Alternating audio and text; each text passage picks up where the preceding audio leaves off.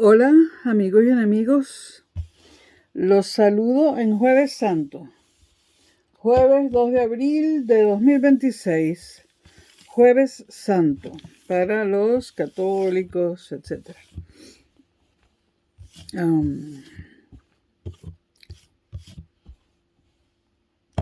Migas.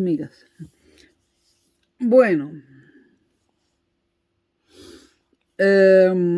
en este video vamos a hablar de los recursos que tiene Venezuela y de quién quiere esos recursos. ¿Quién está tras los recursos que tiene Venezuela? Hola América, hola Europa, hola mundo. Aquí en Madrid donde me encuentro son las 22:08, 10:08 p.m. Bueno,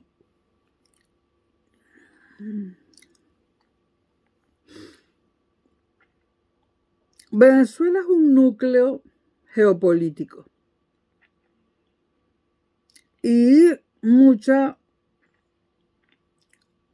países, muchas empresas quieren o necesitan sus recursos, ¿no? Y esto influye en intervenciones y en la situación actual de Venezuela en este año 2026, ¿no? ¿Qué recursos están en juego y por qué importan? Bueno, vamos a recordar ciertas cosillas que Venezuela posee. Venezuela tiene o posee petróleo. Las mayores reservas probadas del mundo. Más o menos unos 300.000 millones de barriles de petróleo.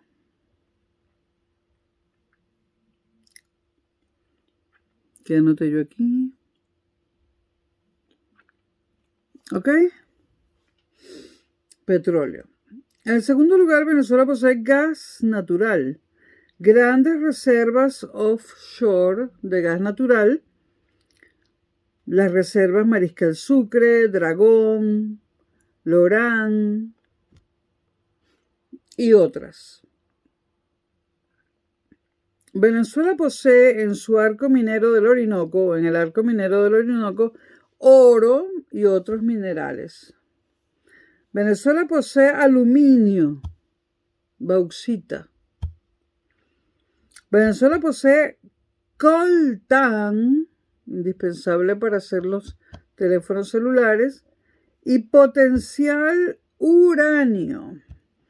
Un uranio que ha sido menos explotado, pero muy estratégico. El uranio se utiliza para fabricar armas nucleares. Conclusión, no es un solo recurso el que tiene Venezuela. Es un paquete energético sumado a un paquete minero crítico, lo que convierte a Venezuela en un nodo geopolítico global, no americano nada más, no solo de ese hemisferio, global. ¿Quién quiere estos recursos? Pues vamos a hablar primero de antes de enero del 2026, antes del 3 de enero de 2026. Que era una etapa de un cierto equilibrio y en donde Venezuela estaba severamente sancionada. Ahora, ¿quién quería esos recursos antes del 3 de enero de 2026? En primer lugar, esos recursos los querían los Estados Unidos. Tenían un interés directo en esos recursos y además querían ejercer un control financiero sobre esos recursos. Empresas como Chevron operaban bajo licencia limitada. Por ejemplo, una empresa estadounidense, ¿no? Querían más que eso, ¿no? Estados Unidos además quería mantener la influencia en esa zona geopolítica donde está Venezuela, ¿no? Quería evitar también que China y Rusia controlaran el petróleo venezolano. Y esto es clave, querían controlar el sistema financiero y de sanciones. OFAC. Entonces, ¿quiénes querían esos recursos antes del 3 de enero de 2026? En primer lugar, Estados Unidos, que solamente tenía ahí a Chevron bajo licencia limitada. Bueno, en segundo lugar, China. Empresas como CNPC y otras tenían acuerdos petroleros con Venezuela. Además, le daban a Venezuela préstamos pagados con petróleo y tenían interés en asegurar suministro energético a largo plazo. O sea, China tenía el interés de tener el petróleo venezolano a largo plazo. En tercer lugar, Rusia, ya estamos hablando todavía antes del 3 de enero. Las empresas vinculadas al Estado, por ejemplo, Rosneft, luego llamada Rosneft,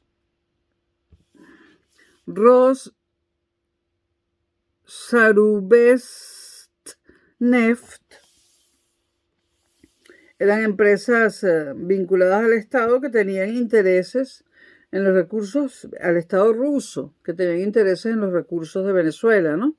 Y querían además tener influencia geopolítica en América, en el área de energía y minería, cosa que Venezuela les aseguraba. En cuarto lugar estaba Europa. Tenía empresas presentes en Venezuela, pero con las sanciones y todo eso no podían hacer gran cosa, ¿no? Ahí estaba Repsol por parte de España, Eni por parte de Italia, ¿no? Shell por parte del Reino Unido. Pero estaban allí tímidamente. Tenían interés en el gas y el petróleo, especialmente tras la crisis energética europea producida por la guerra entre Rusia y Ucrania. Estamos antes del 3 de enero, todavía no había guerra de Irán, ojo. En quinto lugar, había actores informales interesados en Venezuela. Redes ilegales que comercializaban con oro venezolano, con el coltán venezolano, y grupos armados en el sur, en el arco minero. Y esto era crucial porque parte del oro no está en manos, o sea, todavía hoy en día, después del 3 de enero, parte del oro venezolano no está en manos ni estatales ni corporativas venezolanas, sino en economías paralelas, Dios sabe cuáles. Ahora, después del 3 de enero de 2026, hubo un nuevo escenario. O se abrió un nuevo escenario. Aquí hubo un cambio fuerte. Estados Unidos relaja sanciones y permite operaciones energéticas. La South China Morning Post se abre al sector. Abre su sector a la inversión internacional,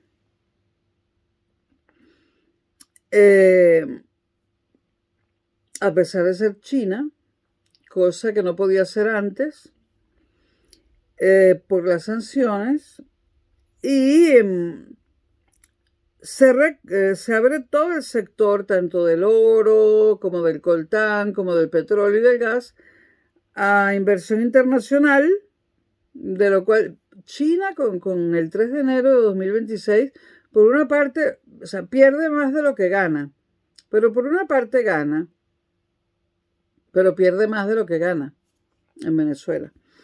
Bueno, entonces hay un cambio de escenario. Estados Unidos relaja sanciones, permite las operaciones energéticas de la compañía china South China Morning Post, que seguramente antes operaba en la sombra, que le convenía más, porque no pagaba impuestos, esto y aquello, ¿no? Y se abren todos los sectores venezolanos de la inversión internacional a través de los Estados Unidos. Se reconfigura el control del petróleo. ¿Cuáles son los actores principales ahora, después del 3 de enero de 2026? Ya no hablamos de países, después del 3 de enero de 2026. En primer lugar, el primer actor principal son las empresas occidentales, las grandes ganadoras del 3 de enero de 2026. Y las 5 principales grandes ganadoras son Chevron, Estados Unidos, Shell, Reino Unido, BP, Reino Unido, British Petroleum, ¿no? Repsol, España y Eni, Italia. Ya están autorizadas para operar y expandirse. También South China Morning Post está autorizada. Shell, por ejemplo, está negociando en este momento nuevos campos de gas. Ahora, en segundo lugar, ¿quién se beneficia después del 3 de enero de 2026? Los fondos de inversión y actores financieros. Por ejemplo, el hedge funds, que ya ejercía el control de Citgo. Estos fondos buscan activos baratos tras la crisis que ha producido la guerra entre Rusia y Ucrania. En tercer lugar, estos datos vienen de Reuters, Washington Post y otras fuentes, ¿ok? En tercer lugar, ¿cuáles son los actores que se ven más beneficiados? Pues las empresas de servicios petroleros. Por ejemplo, Halliburton y Baker Hughes.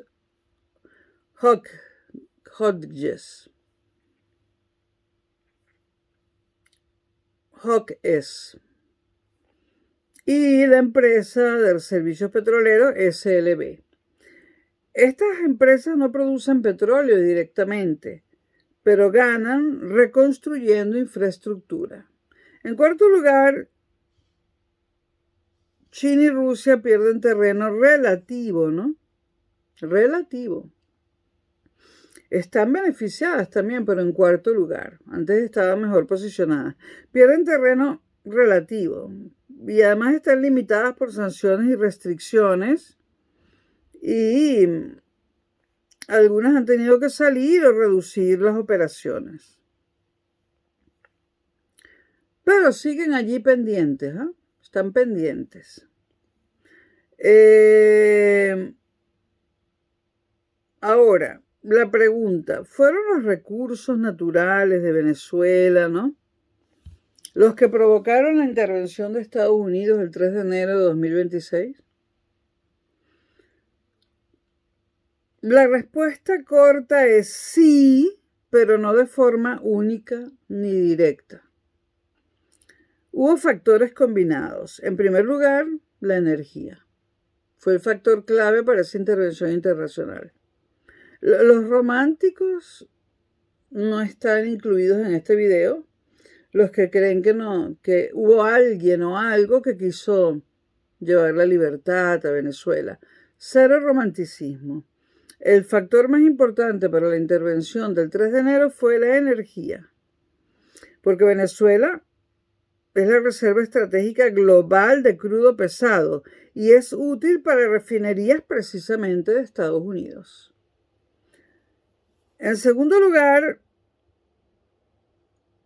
el segundo factor que hizo posible el 3 de enero fue la competencia geopolítica. Evitar por parte de Estados Unidos que China y Rusia dominen el país, o sea, Venezuela. Chevron mismo le advirtió a los Estados Unidos: Si Estados Unidos se retira, si no se ocupa de Venezuela, otros ocuparán el espacio. Chevron conversaba con el gobierno de Estados Unidos. Chevron necesitaba esa intervención. En tercer lugar, ¿qué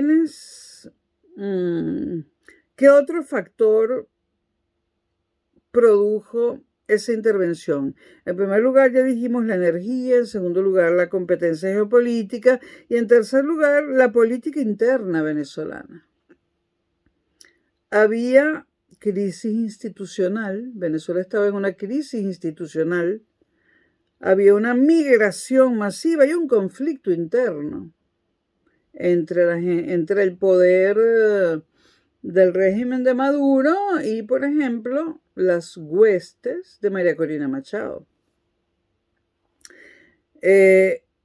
La conclusión analítica de esto es que los recursos no explican todo, pero son el factor estructural que hace que Venezuela importe tanto a las potencias.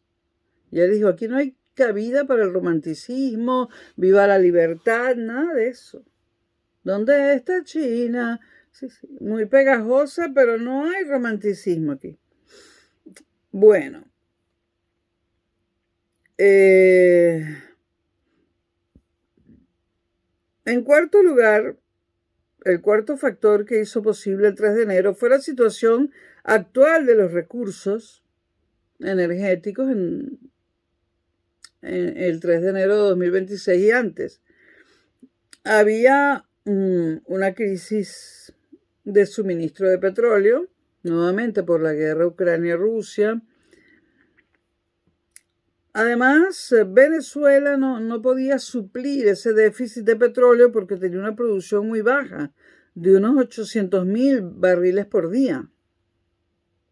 Tenía una infraestructura deteriorada que no le servía a los factores que necesitaban el petróleo y el gas venezolano. Y requería inversiones masivas, hasta 200,000 millones de dólares, para reparar infraestructuras. Ahora Venezuela está en fase de reapertura controlada. El gas también fue un recurso importante, ¿no? Y hay un gran foco actual en el gas. Europa no la mueve el petróleo, a Europa la mueve el gas. A Europa la mueve el gas. Entonces, en cuanto al gas, había nuevos proyectos offshore, proyectos de la Shell, por ejemplo. El gas puede ser más rentable a corto plazo que el petróleo. Además, estaba el oro y la minería, sumidas en una alta informalidad. Una informalidad que todavía está allí, ¿no? Pero que se va a empezar a atacar. Había presencia en Venezuela, y todavía la hay, de economías ilegales. Había poco control estatal efectivo, eso es obvio, ¿no? Se necesitaba control real, y Venezuela no controlaba sus recursos. Había mucha informalidad, muchos grupos armados, incluso, robando los recursos venezolanos, ¿no? Ahora, hoy el control está fragmentado. El Estado, es decir, PDVSA, está debilitada. Ya lo estaba antes del 3 de enero, ¿no? Pero ahora en este momento las empresas extranjeras están en expansión. Las redes informales siguen dominando la minería.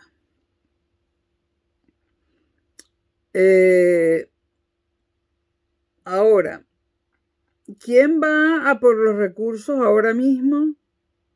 Ordenado por probabilidad de beneficiarse, en primer lugar, las empresas occidentales. Ya lo dije, Chevron, Shell, British Petroleum, Repsol, Eni. En segundo lugar, bueno, estas son las mejor posicionadas para explotar petróleo y gas. Luego el capital financiero internacional, los fondos oportunistas que compran activos baratos. En tercer lugar, las empresas de servicios energéticos que obtienen ganancias indirectas pero enormes. En cuarto lugar, actores locales e informales, sobre todo en el área del oro, que tienen un control territorial, más no legal. A nosotros nos están robando el oro. La China, que ahora es un actor secundario, pero mantiene el interés, pero ha perdido influencia relativa, mucha. Bueno, conclusión, Venezuela es un territorio energético estratégico global. Sus recursos sí influyen en decisiones militares y geopolíticas, pero junto a otros factores. Tras el 3 de enero de 2026 hay una recolonización económica parcial a través de las empresas occidentales. Y la palabra recolonización la he obtenido de publicaciones especializadas en área de petróleo y gas. No soy yo la que habla de colonización.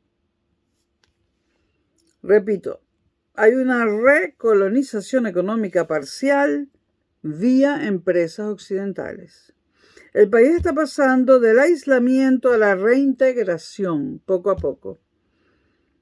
Una reintegración controlada en el mercado energético global.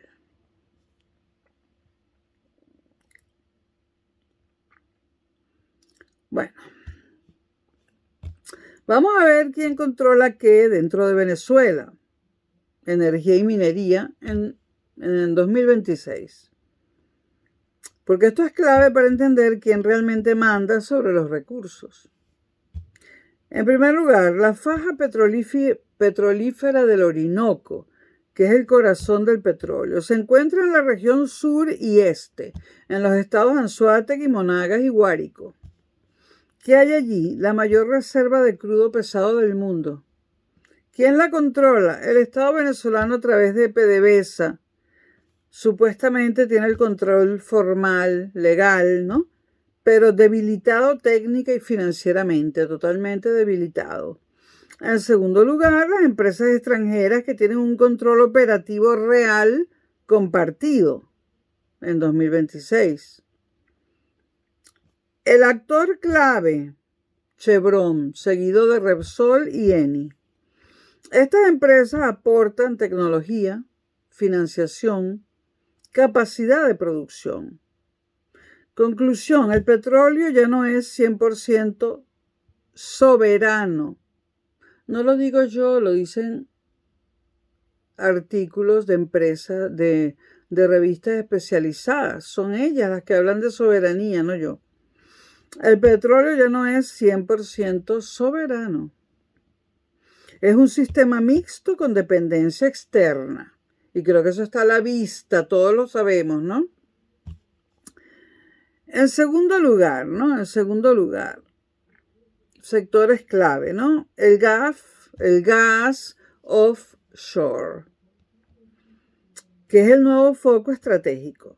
¿Dónde se encuentra? En el Caribe venezolano, en el norte y el noreste. Que hay allí gas natural que es clave para toda Europa. ¿Quién lo controla? La Shell y Eni. Y Eni, la italiana. Está en negociación y expansión en este momento, en 2026. El gas puede convertir a Venezuela en proveedor energético internacional sin pasar por el petróleo. La importancia del gas es enorme. Europa funciona con gas, no con petróleo, por ejemplo.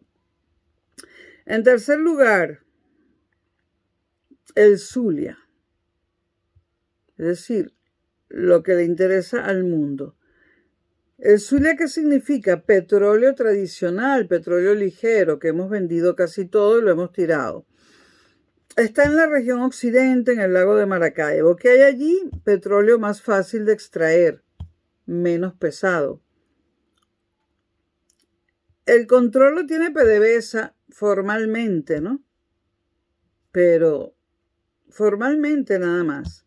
Hay un apoyo técnico externo limitado ahora. ¿Cuáles son los problemas que presenta ese lugar, el lago de Maracaibo? Pues una infraestructura colapsada totalmente, corrupción y fugas y robo de crudo. Robo de crudo en el lago de Maracaibo. Cosa que ya habían detectado las empresas internacionales y los Estados Unidos y no querían que siguiera sucediendo. De conclusión, el lago de Maracaibo, zona tradicional petrolera venezolana, está en decadencia relativa frente al Orinoco, frente a donde está el petróleo pesado. En cuarto lugar, ¿qué le interesa a la gente, al mundo? El arco minero del Orinoco, donde hay oro y coltán, además de otras cosas muy buenas, pero sobre todo lo que les interesa es el oro y el coltán. Es una región que está en el sur profundo, estados Bolívar y Amazonas.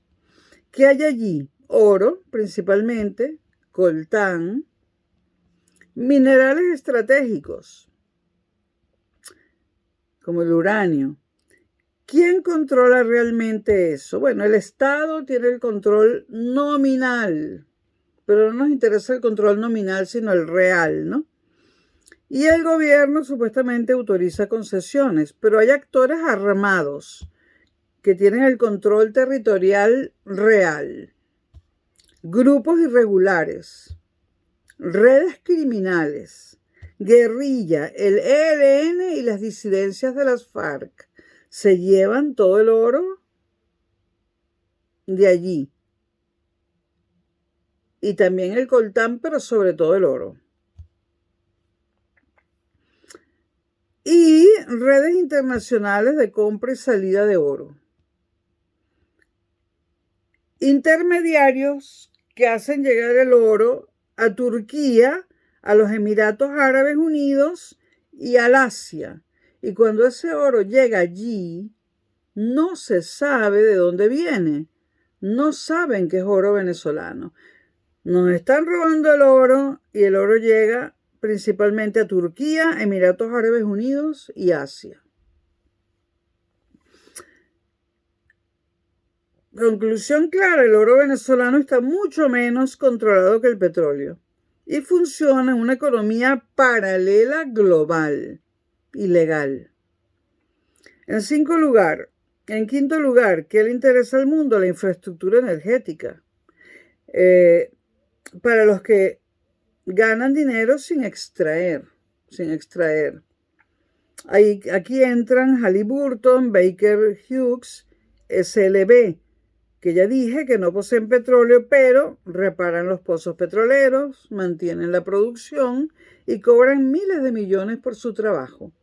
Conclusión, son los ingenieros del negocio petrolero y gasífero. Ganan incluso sin controlar recursos. En sexto lugar,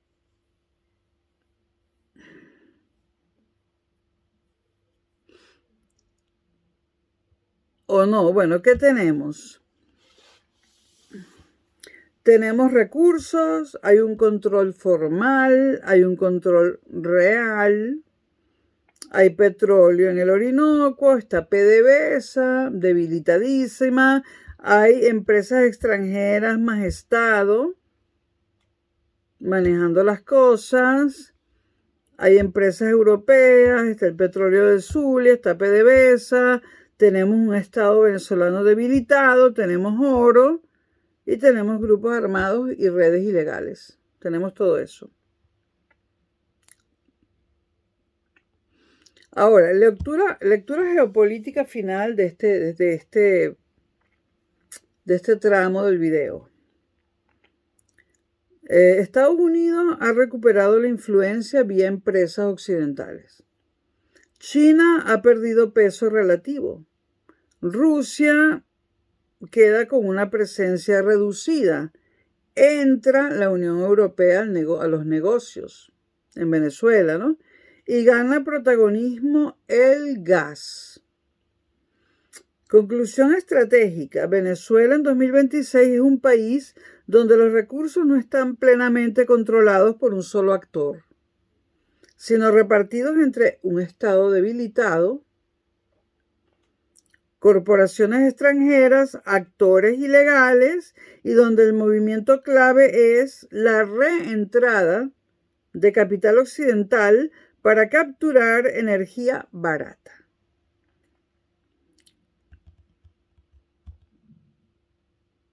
Bueno, vamos a ver quién compra el petróleo venezolano, por dónde sale el petróleo, por dónde salen los recursos de Venezuela. ¿Por dónde sale el petróleo venezolano? Bueno, principales puertos y terminales. En Oriente, donde están los más importantes hoy, está el Puerto José, que es el principal terminal de exportación y que maneja crudo de la faja del Orinoco. El terminal de José es un centro de mezcla y mejoramiento de crudo.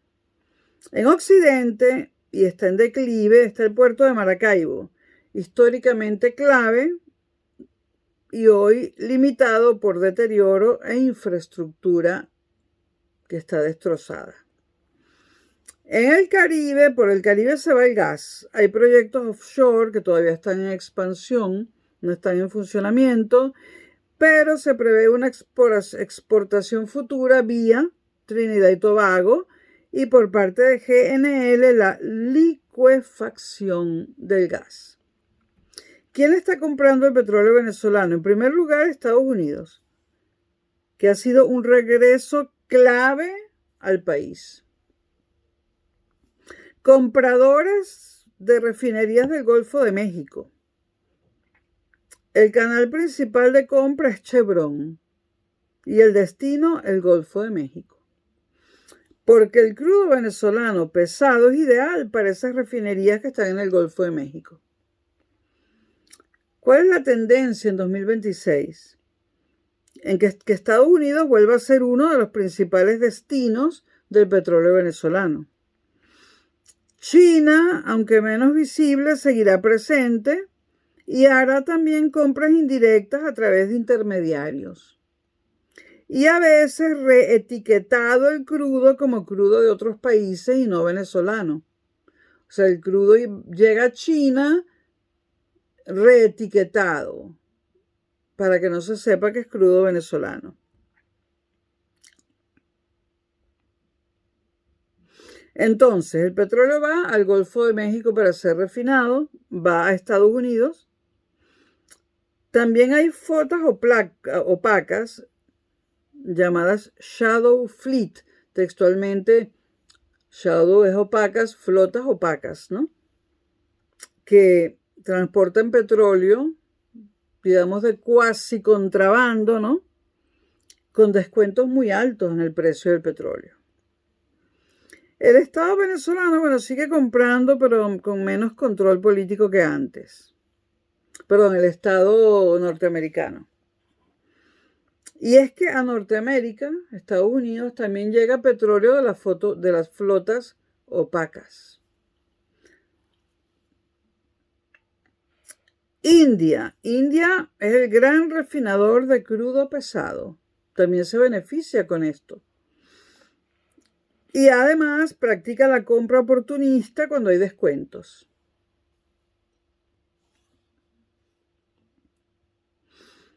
Hay empresas privadas indias que participan activamente. Europa está creciendo rápidamente su interés por Venezuela y su presencia. Los países que lideran esto son España, Italia y las empresas claves Repsol y Eni. El motivo, sustituir energía rusa tras la crisis europea. Sustituir el gas ruso por gas venezolano. Luego está el Caribe y la reexportación. Y los centros claves de esto son Curazao y Aruba. Su función es refinación, reetiquetado y redistribución. Ahí perdemos plata, lo vendemos barato lo reetiquetan y ya no parece que sea petróleo venezolano ni gas venezolano y lo redistribuyen a un precio mayor.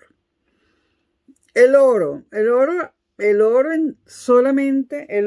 transita solamente por ahora por rutas ilegales. Y es clave entender esto. Sale desde el sur, desde el arco minero. Las rutas principales son hacia Brasil, que Lula se las da de santo. Las rutas principales son hacia Brasil. Brasil implementa transporte terrestre y aéreo informal. Bueno, Brasil va a decir, son grupos criminales, no es el Estado, ¿no? Bueno. También se va el oro hacia Colombia, lo mismo. En Colombia lo lavan y lo exportan. Brasil nos roba, Colombia nos roba. Todavía Estados Unidos no ha podido meterse en eso y evitarlo. ¿Cuál es el destino internacional de este oro? Turquía y los Emiratos Árabes Unidos. Allí se refina y entra al mercado global. Es decir, que a lo mejor en una joyería de Caracas estás comprando un anillo hecho en Turquía y resulta que eso es oro venezolano. Bueno, el oro venezolano casi nunca sale directamente como venezolano. En cuarto lugar, gas. ¿Hacia dónde irá? Todavía está en fase de expansión, pero la ruta principal emergente es desde Venezuela a Trinidad y Tobago. Nuevamente a Trinidad y Tobago. Luego, GNL se ocupa de la licuefacción y este gas se exportará a Europa. ¿A través de qué empresas? Shell y Eni. Shell británica, Eni italiana. Entonces, resumen. El petróleo sale por José, Oriente, y va a Estados Unidos directamente, y a Europa legalmente, y a Asia indirectamente. El oro sale por Brasil y Colombia, y va a Turquía y Emiratos Árabes Unidos. El gas saldrá por el Caribe, por Trinidad, y va a ir a Europa. Entonces, lo que está pasando en 2026 es una reconfiguración de flujos, de los flujos de los recursos venezolanos.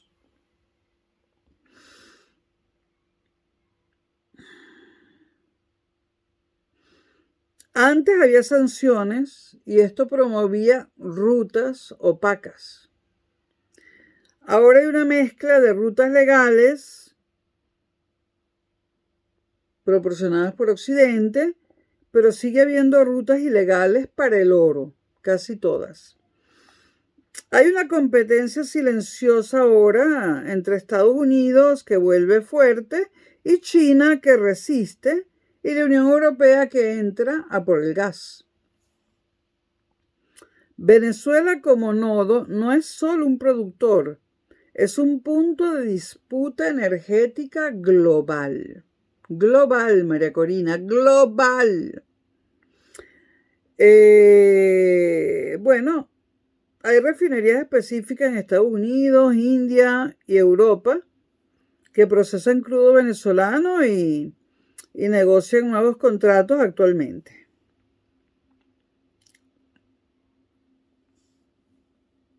Vámonos a un nivel más técnico operativo.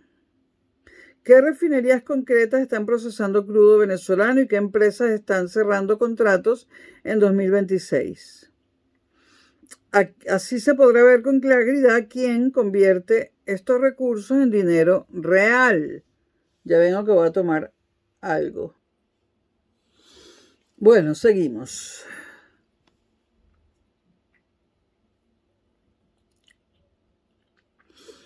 Ok, el nivel técnico operativo.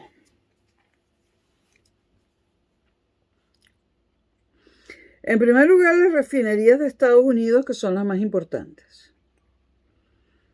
Estas son críticas porque están diseñadas para crudo pesado venezolano. La zona clave es el Golfo de México. Ahí está la Pascagoula Refinery, cuyo operador es Chevron. Una de las principales receptoras de crudo venezolano. Está la Lake Charles Refinery, cuyo operador es Citgo, históricamente diseñada para crudo venezolano. Está Port Arthur Refinery, que el operador es Motiva Enterprises y puede procesar crudos pesados similares al venezolano. Está Corpus Christi Refinery, que tiene operadores de varias compañías, entre ellas Valero y Citgo, y que tiene una alta capacidad de procesamiento de crudo pesado. Entonces, Estados Unidos no solo compra petróleo venezolano, sino que depende técnicamente de él en ciertas refinerías. En segundo lugar, Europa, que es la entrada más reciente y estratégica. España tiene la refinería de Cartagena, cuyo operador es Repsol y puede refinar petróleo venezolano. Tiene la refinería de Bilbao, que también está adaptada a crudos pesados. En Italia está la refinería de Milazzo, que el operador es Eni y es clave. Europa entra por necesidad energética tras reducir la dependencia de Rusia. No dejo de señalarlo. En tercer lugar, India es el gran comprador oportunista. Tiene la Jamnagar Refinery, cuyo operador es Reliance Industries, que es la refinería más grande del mundo, y tiene la Vadina Refinery, cuyo operador es Nayara Energy y está vinculada a capital ruso. India compra cuando hay descuentos y maximiza el margen de ganancia. En cuarto lugar, el Caribe, centros de reconfiguración. Isla Refinery es una refinería de Aruba y su función es mezclar crudos, reexportar, reetiquetar. Contratos y negociaciones activas en 2026. En petróleo, Chevron, expansión de producción en la faja del Orinoco y acuerdos directos con el Estado venezolano. Eso es Chevron. Repsol, España, recuperación de deuda mediante petróleo. Quiere que le paguemos la deuda mediante petróleo. Eni, Alemania, acuerdos similares a Repsol, pero enfocados también en gas. Italia también quiere que le paguemos la deuda con petróleo y gas. El gas es el negocio emergente y le interesa a la Shell, que está en negociaciones avanzadas offshore y tiene conexión con Trinidad y Tobago. En cuanto a Eni, la petrolera italiana, quiere hacer un desarrollo conjunto de campos de gas y petróleo, ¿no? Luego están los servicios petroleros, que lo reconstruyen todo. Y son las empresas Halliburton y SLB, que están regresando progresivamente para la reparación de pozos y la tecnología de extracción. Entonces, lectura técnica. Hay una cadena real de dinero. Venezuela extrae con ayuda externa. Empresas extranjeras operan. Petróleo sale por puertos a refinerías de Estados Unidos, Europa y la India que lo procesan. Y se convierte en gasolina, diésel y plásticos. Y allí es donde está el valor real, el valor agregado. Conclusión directa y sin rodeos. Las refinerías clave están en Estados Unidos y sus filiales en México, ¿no? En la Unión Europea y en la India. Y las empresas que realmente están capturando valor en este momento son Chevron, Repsol, Eni y la Shell. Entonces, Venezuela tiene los recursos, pero el valor final se captura fuera del país, en las refinerías y mercados internacionales. Vamos a ver qué porcentaje de petróleo venezolano controla cada actor, Estados Unidos, Europa, China, etcétera, ¿no? Y cuánto dinero concreto se genera, aproximadamente. Entonces, este es el punto más cuantitativo. ¿Quién controla? ¿Quién controla qué porcentaje de petróleo venezolano y cuánto dinero genera cada flujo o generará en 2026? No hay cifras oficiales totalmente transparentes, ¿no? Pero se puede reconstruir una estimación técnica bastante fiable combinando producción, licencias y rutas comerciales. Ok, punto 1. Producción total, que es la base del cálculo. Actualmente Venezuela produce, esto aumentará, actualmente Venezuela produce entre 800.000 y 900.000 barriles por día. Vamos a promediar y decir que, bueno, que produce 850.000 barriles por día. Precio promedio, 60 a 75 dólares el barril. Esto produce unos 18.000, 23.000 millones de dólares al año, bruto. El neto es mucho menor por deuda, costos operativos y descuentos. Reparto real por actores. Esto es una estimación. Estados Unidos, entre el petróleo directo y el de las empresas, se queda con un 30-35% del total de la plata. Esto incluye Chevron y las refinerías del Golfo. Valor entre 6.000 y 8.000 millones de dólares al año. La tendencia es que esto suba rápidamente porque se va a aumentar la producción petrolera. La Unión Europea se queda con el 20-25% de la plata. Las empresas que con más plata se quedan son Repsol y Eni. Le entra entre 4.000 y 5.000 millones de dólares al año. Estamos comenzando el año, ¿eh? Ustedes saben que el petróleo que la producción de petróleo Venezuela la va a incrementar enormemente este año, con lo cual se incrementan estas cifras, ¿no? Ahora, muchas veces no es compra directa, sino pago de deuda con petróleo, en los casos de España e Italia. China se queda entre el 15 y el 20% de la plata, mediante compras indirectas y petróleo con descuento, por un valor de unos 2.500 a 4.000 millones de dólares al año. Antes dominaba ese mercado, ahora perdió mucho peso relativo después del 3 de enero. La India se queda entre el 10 y 15% de la plata. Es decir, entre unos 2.000 y 3.000 millones de dólares al año. Es un actor oportunista porque entra solo cuando hay descuentos fuertes.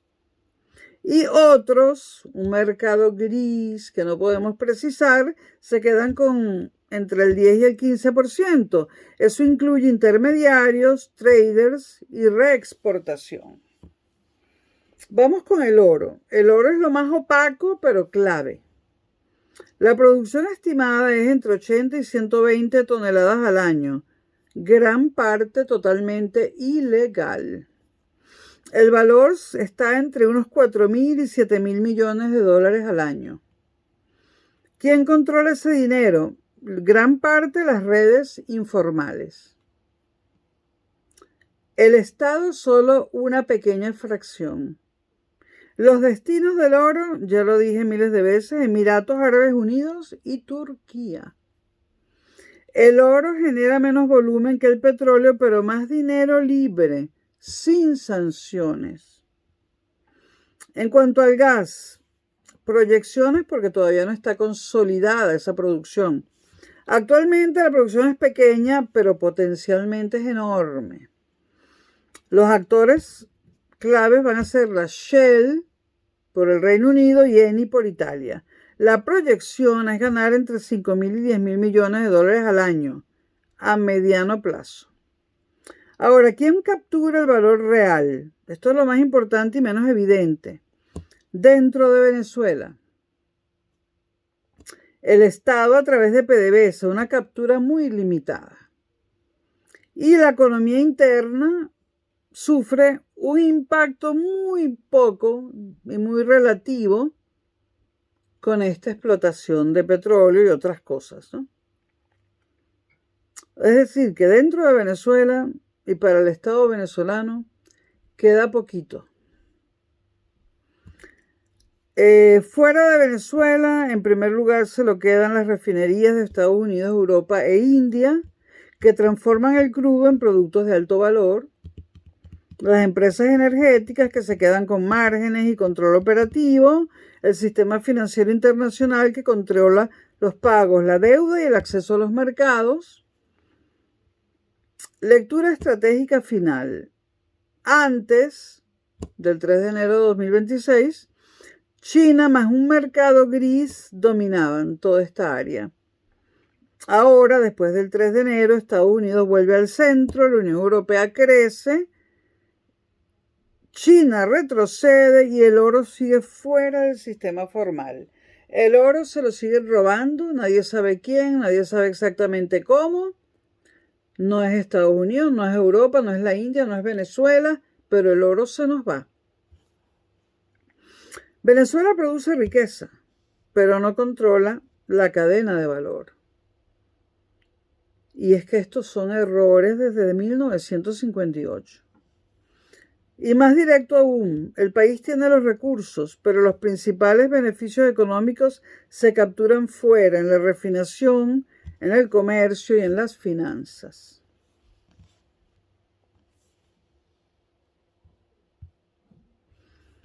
En otro video voy a decir quiénes dentro de Venezuela, con nombre y apellido, puede que se estén lucrando con todo esto. Nos vemos, señores. Saludos. Feliz Semana Santa.